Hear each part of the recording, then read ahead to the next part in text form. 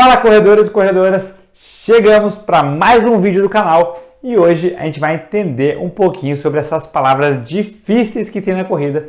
E se você está começando agora, vai ser super importante essa dica. E se você já está correndo, quero ver se você sabe todas essas palavras que tem, que eu aposto que pelo menos uma você tem alguma dificuldade de entender ou não sabe um pouco o significado dela, até porque a gente vai falar de algumas siglas teóricas, um pouco mais profissionais. Então fique por dentro do canal e vamos entender um pouco mais e se aprofundar nessas palavras, nesse mundo da corrida.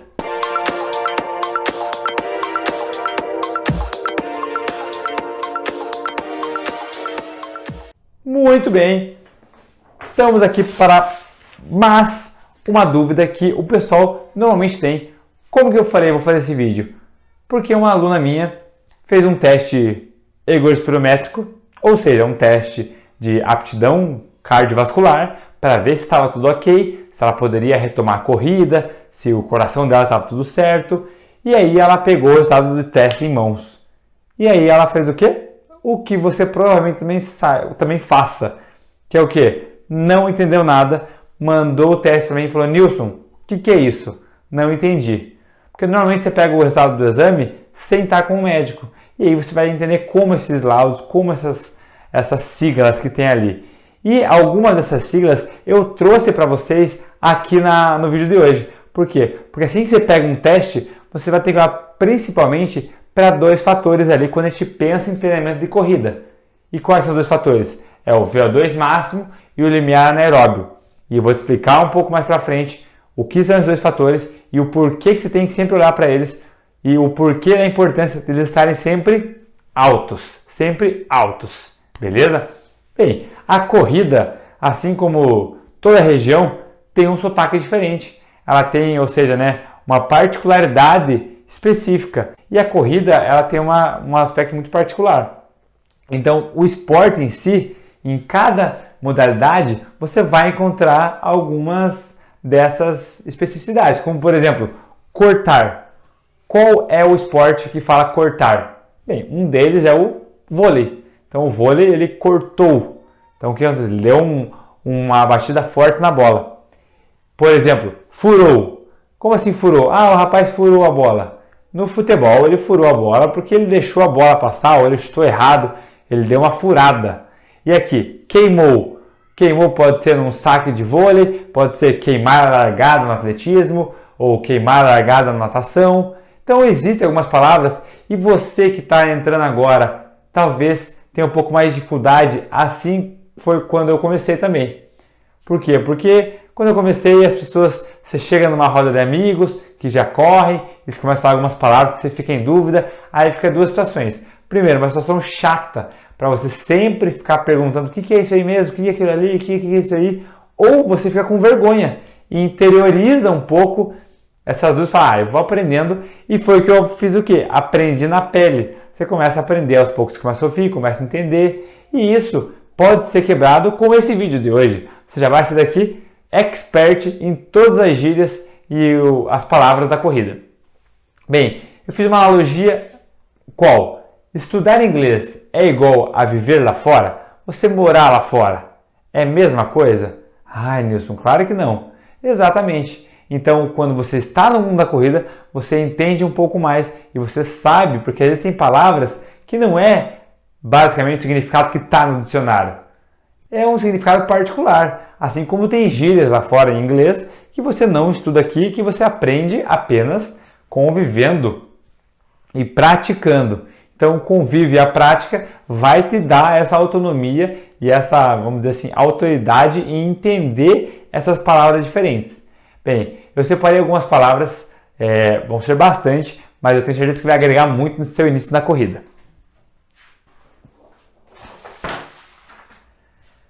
Vamos lá, começando com a palavra RP. O que é o RP? O RP é o recorde pessoal. É quando a pessoa alcança sua melhor performance física em algum desafio que ela se propôs. Pode ser uma prova, pode ser um treino. Nossa, eu nunca fiz um tiro de 400 metros para X minutos. E ela conseguiu fazer isso no treino. Então ela fez o que? O seu recorde pessoal nos 400 metros. Normalmente a gente relaciona recorde pessoal com o quê? com provas, com distâncias, 5, 10, 21, 42, 1 km. Então, recorde pessoal quer dizer o quê? Que você está na sua máxima performance. Você nunca correu tão rápido quanto antes.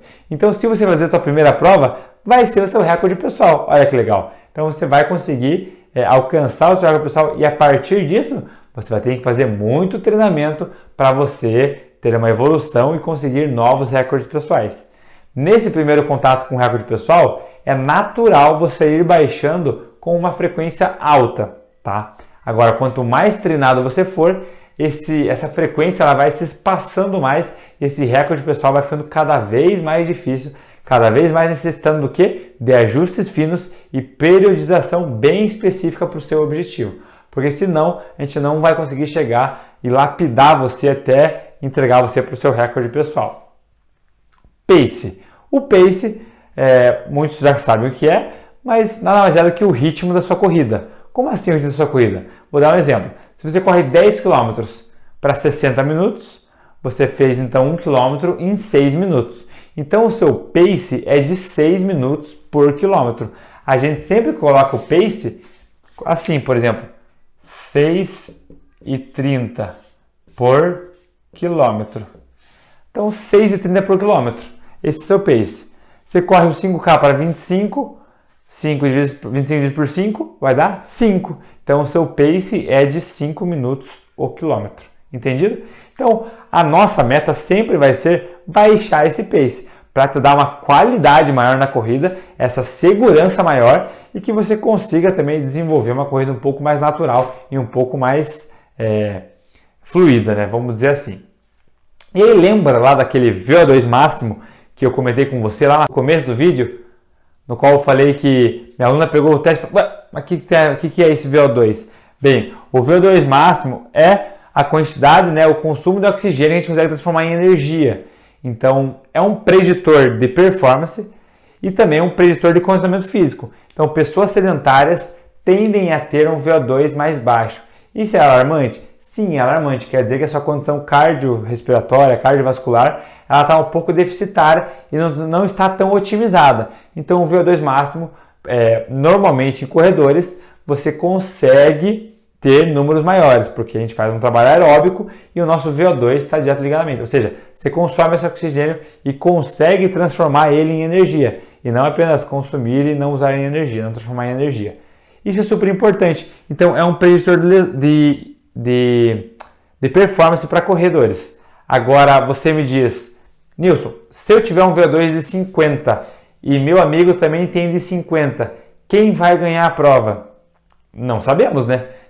Quanto mais VO2 melhor, quer dizer que eles vão correr iguais? Não, a gente tem um segundo aspecto ali. Agora eu vou te dar um segundo exemplo também.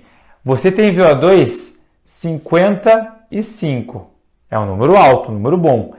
E o seu amigo tem um VO2 de 50. Quem vai ganhar a prova? Eu presumo que você tenha escolhido o VO2 de 55. É natural e eu também escolheria se estivesse no seu lado. Agora, tem um segundo aspecto que é super importante e que pode definir uma performance maior ou menor também. Ou seja, é esse limiar anaeróbio. Esse limiar anaeróbio, o que é esse limiar anaeróbio? É a partir daquele momento que você não consegue mais sustentar a atividade.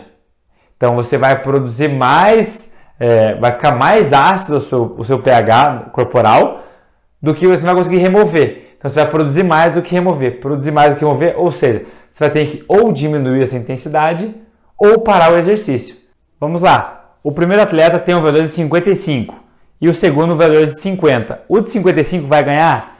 Não necessariamente, porque o limiar anaeróbio ele é diferente, ou seja, tem atletas que conseguem suportar mais a dor, tem mais resistência à dor e mais resistência à fadiga. E esse atleta provavelmente vai ter um limiar maior do que o outro atleta. E nesse exemplo que eu dei para vocês, o rapaz de 55 de VO2, o limiar dele foi 11,5. E o rapaz de 50, o limiar foi 12. Então, quem poderá ganhar a prova, tem mais chances, é o de 12, que tem um VO2 mais baixo, mas ele tem uma resistência maior em questões de acidose. O limiar anaeróbio, ele vai nos dar algumas informações importantes, ou seja, a partir dessa velocidade ele está trabalhando em zonas anaeróbias, ou seja, o ácido lático está predominando no exercício. Então, a acidose metabólica vai estar presente. Então, se eu quiser prescrever um treinamento para um atleta sabendo o limiar anaeróbio, por exemplo, peguei o exame da minha aluna, eu consigo saber, por exemplo, se o limiar anaeróbio dela foi na velocidade de 12 km por hora, eu sei que se eu pedir algo a mais, tem que ser um treinamento intervalado. E eu consigo trabalhar com porcentagens, por exemplo, tanto do VO2 quanto do limiar. Então, se eu pedir uma corrida contínua a 12 por hora para ela, eu sei que ela vai estar no limite dela. Agora, se eu pedir a 9, eu sei que ela vai estar numa zona mais confortável e ela vai conseguir alcançar esse objetivo do treino. Então, esse número do limiar e do VO2, eles são muito importantes, eles são preditores de lesões. Só que lembre-se que o VO2 máximo, ele vai te dar essa condição física, vai conseguir te oferecer esses dados, mas o limiar vai fazer uma grande diferença na hora de saber diferenciar quem pode ou quem tem a probabilidade de ganhar uma prova. O que a gente pode fazer é deslocar esse limiar anaeróbio mais para frente, mais para cima. Então 12 vai para 12,5, vai para 13, 13,5 e o VO2 ele vai aumentando aos pouquinhos também. Mas o grande segredo é a gente conseguir jogar mais esse limiar para cima. A gente conseguir ter mais resistência e conseguir trabalhar em zonas um pouco mais ácidas, vamos dizer assim, dentro da corrida. Então a importância de você fazer um teste ergospirométrico, ou seja, de intensidade, para a gente saber esses números e a partir disso a gente conseguir prescrever treinamento em cima de números, né? Entendido esses limiares e o VO2 máximo, a gente vai para a parte mais prática, que é a cadência. A cadência é a quantidade de passos que um corredor dá por minuto. E essa quantidade de passos, ela está ligada diretamente com a velocidade. Quanto mais passos você der, mais rápido você vai ficar. Agora, a amplitude da passada, ela tem ligação com a velocidade? Ela tem ligação com a velocidade. A grande questão é que se a gente conseguir dar mais passos, vai ser um pouco mais benéfico no sentido de que a gente consiga aterrissar mais próximo do nosso corpo e não tão longe do nosso corpo. Então, aterrissando mais embaixo do nosso centro de gravidade ou centro de massa, que é o quadril, a gente vai conseguir ter uma biomecânica um pouco mais fácil na corrida. Então, aqueles que vão dar passos muito largos e aterrissar longe do nosso corpo, fica um pouco mais prejudicial para a nossa corrida. Então, priorize fazer na cadência uma quantidade de passos maiores e eu digo que quando estiver mais veloz, você vai conseguir dar mais passos. Isso é uma regra dentro da corrida. FC é a frequência cardíaca. Então, minha FC está 180, foi um treino forte. Então, a frequência cardíaca, basicamente, comumente utilizada no passado para prescrição de treinamento. Hoje em dia, a gente já sabe que ela é uma variável muito inconstante, né? Porque se você, por exemplo, teve algum momento de estresse na sua casa e foi treinar, a sua frequência cardíaca ela já vai sair um pouco mais elevada, porque vai ter interferências externas. Se você está com muito trabalho, a tua frequência cardíaca pode estar elevada também. E quando a gente trabalha com zonas de treinamento através da frequência cardíaca, a gente não tem tanta essa segurança. Por exemplo, se eu for treinar às 6 horas da manhã e treinar às 11 horas da manhã, tem diferença? É claro que tem. A minha frequência cardíaca vai ficar muito mais alta e talvez não se correlacionará com a minha intensidade de treino. Se eu for seguir para a frequência cardíaca, eu vou correr para pace muito mais leve, sendo que eu consigo correr um pace um pouco mais forte. Então, hoje já caiu um pouco por água essa questão de frequência cardíaca. A gente tem, claro, grupos especiais que precisam ser controlados, mas em suma, maioria, não precisamos mais utilizar a frequência cardíaca como base de treinamento. E aí tem uma palavra muito legal que poucos conhecem, que é negativar. O que é negativar? Vamos dar um exemplo, uma prova de 5 km. Você fez os primeiros 2,5 em 15 minutos, ok? 15 minutos. E o segundo 2,5 você fez em 13 minutos. Ou seja, você negativou a prova. Você correu a segunda metade mais forte do que a primeira. Então aqui você iria correr para 30, você acabou correndo para 28. Por quê? Porque você negativou. E negativar é muito difícil mesmo entre os corredores, mas é uma estratégia que funciona muito bem também. Claro que você tem que ter a tua estratégia, tem que testar a sua estratégia, mas o negativar demonstra que a pessoa ou ela foi muito conservadora ou realmente ela conseguiu ter um gás a mais, conseguiu dar mais de si na segunda metade da prova ou do seu treino. E aí está no meio de uma roda e você pega e ouve assim, nossa, vou sair para a morte hoje, vou sair para a morte porque vou arriscar tudo. Sair para a morte é quando você sai muito rápido, você está jogando todas as suas fichas no baralho, na mesa. Fala, ó, tá aqui minhas fichas, eu vou sair muito rápido. Se eu não me der bem, não me dei bem, mas eu saí para a morte. Ou seja, está na tua intensidade máxima, correr para a morte. Tiro. O tiro é o treinamento intervalado de alta intensidade. Então, o tiro não é rápido, quando dá um tiro com um revólver é muito rápido. E o tiro também. A ideia do tiro é você trabalhar em intensidades maiores do que você é acostumado. E aí nós voltamos para o limiar. Para eu fazer um tiro, eu posso fazer um tiro a 120, 130% do seu limiar. Então, a 12 vai ser a 13,5, 13,6. Você consegue ter essa porcentagem. Então, o tiro tem que ser em zonas anaeróbias. E claro que ele vai ser intervalado. Você tem que caminhar ou vai ter que fazer corridas com intensidade muito baixas para recuperar essa musculatura e voltar um pouco os níveis do pH, da acidose metabólica, fazer uma recuperação muscular um pouco melhor. Porque se você continuar a 13,5 por hora, lembra que você não vai sustentar a atividade e provavelmente você não vai fechar a tua prova naquela intensidade de alvo. E aí nós entramos nessa palavra chamada quebrar. Quebrar é aquela pessoa que saiu para a morte. Por exemplo, ela saiu para um pace de 3,30 por quilômetro. Uma prova de 5. E no KM4 ela bateu 4,15. 4,15. Então teve uma diferença de 45 segundos. Ou seja, ela quebrou. Ela não conseguiu sustentar o ritmo. Ou seja, ela teve que ter uma diferenciação muito grande dentro do seu ritmo da corrida e dentro da sua prova. Então, quebrar é normalmente quando você não utiliza uma estratégia muito boa ou você não conhece o percurso da prova, não conhece a subida que vai ter na prova, ou você saiu muito forte e talvez superestimou os seus resultados. E aí você teve uma quebra, você quebrou na prova. E aí tá lá o tal do canela fina. Canela fina nada mais é do que, claro, que um corredor que tenha que ter a canela fina, mas é um corredor que lembra aqueles corredores de elite. Então todos são canela fina. E normalmente esse corredor ele tem um desenvolvimento melhor, ele é um pouco mais rápido na corrida. A gente fala, o canela fina ali, esse aí é um canela fina, nossa mãe do céu. Então esse canela fina é uma alusão sim aos atletas de elite, mas talvez ele não seja um atleta de elite ainda, ou não vai ser, mas é uma alusão à velocidade e também à performance e ao estereótipo, ao biotipo da pessoa também, que é uma pessoa mais retilínea e fina, canela fina. Vamos agora para a nossa prova. Nós estamos lá e a gente fala, pô, mas essa prova teve muito pipoca. Nossa, tem muito pipoca e atrapalha, isso não é legal. Você pensa, pipoca? Será que é pipoca mesmo?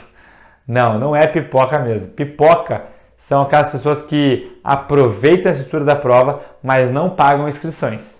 Então ela não se inscreveu, mas às vezes ela larga perto do pórtico, ela larga um pouquinho depois ali e ela acaba pegando uma água, acaba pegando o trânsito fechado, a via fechada, né?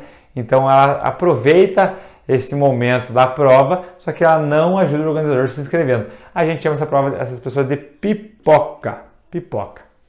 E aí, a minha recomendação é que você não faça pipoca, porque para você justamente apoiar alguém que está propiciando você momentos prazerosos, momentos de segurança, basicamente de segurança e qualidade de vida, ou seja, isso tem um gasto, a prova tem um gasto e você fazendo essa pipoca, sendo pipoca, vai estar podendo influenciar outras pessoas a fazerem a mesma coisa. Então, evite e não faça, melhor não faça provas de pipoca. Ah, mas eu queria fazer, não tem dinheiro. Então não faz seu treino no parque, faz seu ritmado no parque e aí se programa para uma próxima prova você ter o dinheiro ou ter a possibilidade de se inscrever e fazer a prova devidamente inscrito com o seu número de peito e com o seu chip.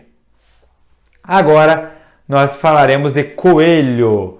O que é coelho? Não é o coelho animal. O coelho são aqueles corredores que correm lá na frente, basicamente com os atletas de elite. Então, ou um corredor, eu separei por pacer aqui também.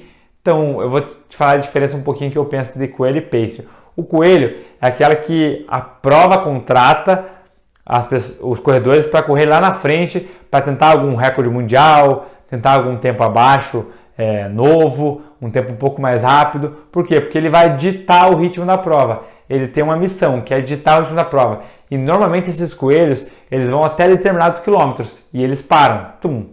Uma maratona vai até o 20, para. Aí outra vai até o 25, para. Vai até o 30, para. Então a gente tem alguns tipos de coelhos. E esse pacer, o pacer é aquelas provas, por exemplo, uma maratona do Rio de Janeiro. Você vê aquele cara com um balãozinho escrito 500, que é o pace. Então ele é o pacer, ele vai correr aquela prova inteira perto dos 5 minutos o quilômetro. E normalmente provas grandes tem vários pacers. Tem a cada 30 segundos, a cada 1 minuto, isso varia bastante. Mas esse pacer é muito bom, porque normalmente é uma pessoa com mais experiência, que já alcançou esse tempo, tem uma tranquilidade em fazer esse tempo e vai ajudar as pessoas a ficarem dentro daquele tempo. Pessoas que têm dificuldade em largar talvez um pouco mais rápido, um pouco mais leve, para se enquadrar, para lá no final, se tiver liberdade, você pode sair no último KM, nos últimos 2 KM da prova para fazer o seu melhor tempo, o seu recorde pessoal. E isso é muito legal quando a prova tem os pacers, porque quando você está num grupo correndo, você se sente mais forte. E você sabe quem está dentro de você e normalmente isso é muito um aspecto motivador, um aspecto motivacional muito forte. Então os pacers são muito bem-vindos e os coelhos eles têm alguns KMs definidos e eles são mais para atletas de elite, vamos pensar assim. Mas se você fala que o pacer é o coelho e o coelho é o pacer, também não está errado. Tempo líquido. O tempo líquido, vamos lá. A prova, tem o tempo líquido e o tempo bruto, ok? Vou falar dos dois já. A prova a São Silvestre, dia 31 de dezembro, 20 mil pessoas para largar. Você não consegue largar tão lá na frente, fica mais no meio e a prova larga às 9 horas. A prova largou às 9 horas, ou seja, o relógio da prova começou. Aquilo é o tempo bruto, ou seja, já deu 9 horas, startou o relógio, já está valendo.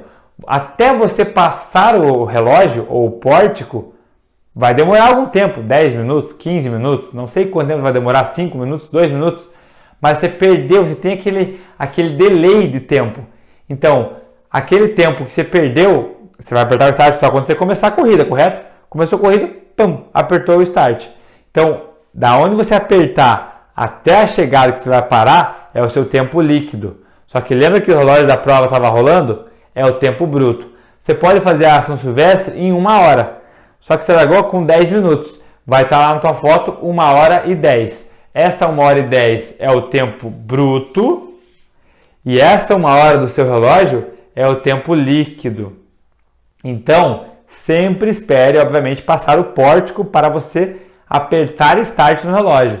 E a importância de você ter um cronômetro, ter um controle de tempo para você ter a noção da sua performance. Porque se vai apenas correr, você não sabe, larguei com 10 minutos, 15, não lembro quanto eu larguei. E você não sabe, e no site da prova vai aparecer tanto seu tempo bruto quanto seu tempo líquido. Então é bom ter esse controle para você entender no meio da prova, pô, são 9h30 já, mas calma, você largou com 10 minutos de atraso, né? Então isso é o tempo líquido e tempo bruto. Adentramos ao drop. O drop se relaciona com o tênis. O que é o drop? É a diferença da ponta do tênis, ou seja, da frente do tênis até o calcanhar. É em milímetros, então você vai ver 8 milímetros, 10 milímetros, 12 milímetros, ou seja, atrás é um pouco mais alto, a frente um pouquinho mais baixo. Ou os dois são iguais. Um drop de 4 milímetros, é um drop muito baixo, né? A diferença é muito baixa, então são tênis mais leves, são tênis mais para performance e normalmente tênis com mais amortecimento vão ter um pouquinho mais de drop. Então o drop é a diferença da parte de trás para a parte da frente do tênis, calcanhar para a ponta do pé. E aí, nós já estamos falando de tênis, vamos ter que falar de pisada, porque você vai ouvir falar em algum momento sobre pisada na corrida. Qual é a sua pisada? Você sabe? Comenta aqui para mim. E se não sabe, vai começar a entender mais agora, porque você pode ter alguns olhares especiais para você entender qual que é a sua pisada.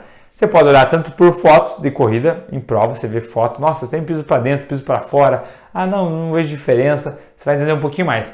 Pisada supinada. A pisada supinada é a que mais aparece entre os corredores, que é uma pisada um pouco mais natural, que você pisa um pouquinho mais para fora. Então você pisa para fora, é uma pisada supinada.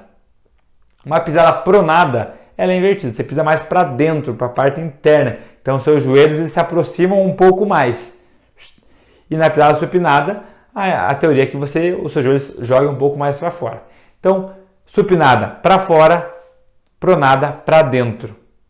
E a neutra você tem uma estabilidade entre seus pés. Então, você vai pegar a sola do seu tênis e vai olhar. Aonde está mais gasto? Não consigo achar onde está mais gasto. Provavelmente sua pisada seja neutra. Se olhar para o lado de fora e está um pouquinho mais gasto, é supinada, e mais para a parte de dentro é neutra. Existem tênis para pisadas específicas? Sim, existem. O que eu digo para vocês? Um pronador excessivo, seria legal você trabalhar com um tênis pronador específico, tá? Agora, um supinador e um neutro, você consegue trabalhar já com tênis neutros, tênis normais, para que você tenha o seu rendimento. Então, claro que com o passar dos anos a tecnologia vai evoluindo, você tem tênis específicos para supinadores, para pronadores, mas vai haver muito mais que tênis para supinadores do que para pronadores, que é mais difícil encontrar. Mas se você tem uma pronação excessiva, você deverá até mesmo procurar algum fisioterapeuta, fazer algum trabalho preventivo, um trabalho corretivo, para que você não tenha tanto desgaste, ou até mesmo treinamento de força, para que você tenha esse controle e essa estabilidade e segurança na sua pisada. Mas assim, se você seguir com um tênis bom, neutro, um supinador, você vai ter ótimo custo-benefício ali. E aí a gente chega na nossa última palavra do dia, que é uma palavra para pessoas mais avançadas. E se você está começando, normalmente você vai ouvir essa palavra de corredores mais experientes, que tem algum sonho, alguma meta grande. E qual que é essa meta grande, esse sonho grande? É fazer as 6 majors. O que são as 6 majors? São as 6 maiores maratonas do mundo. Sim, 42 quilômetros. Existe um circuito que você faz as 6 majors e você fecha aquela mandala. Você pega aquela mandala das 6 provas juntas.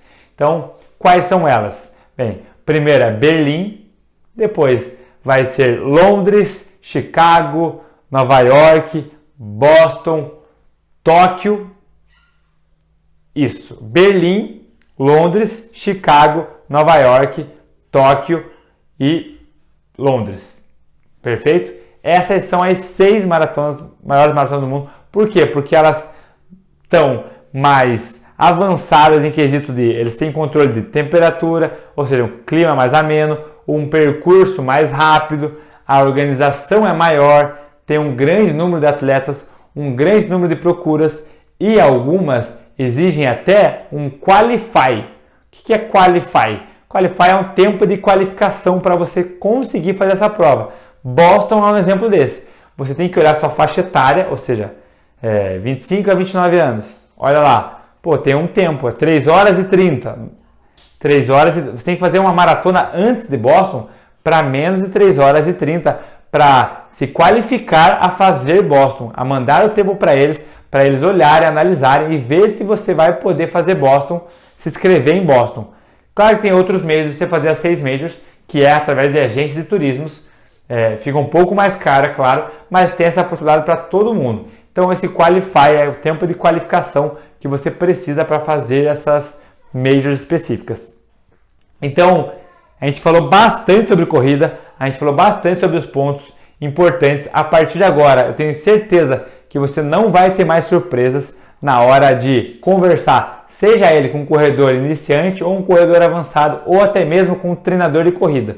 Eu falo isso direto para os meus alunos e eles já estão acostumados com isso. Então agora você também está nesse mundo. Por mais que você esteja começando ou esteja pensando em começar, agora você sabe de tudo já. E você, corredor avançado, já deve ter aprendido um pouquinho mais sobre limiar anaeróbio e VO2 máximo e viu quão importante é você fazer um teste na esteira, um teste prático para que você tenha um controle maior das suas cargas de treinamento e o seu treinador saiba aplicar mais com profundidade e com especificidade para as suas cargas e suas intensidades de treinamento. Bem, fique atento ao canal, vamos ter mais vídeos e nos vemos no próximo vídeo. Comenta aqui embaixo para mim se esse vídeo foi agregador para você. Valeu, galera, até a próxima!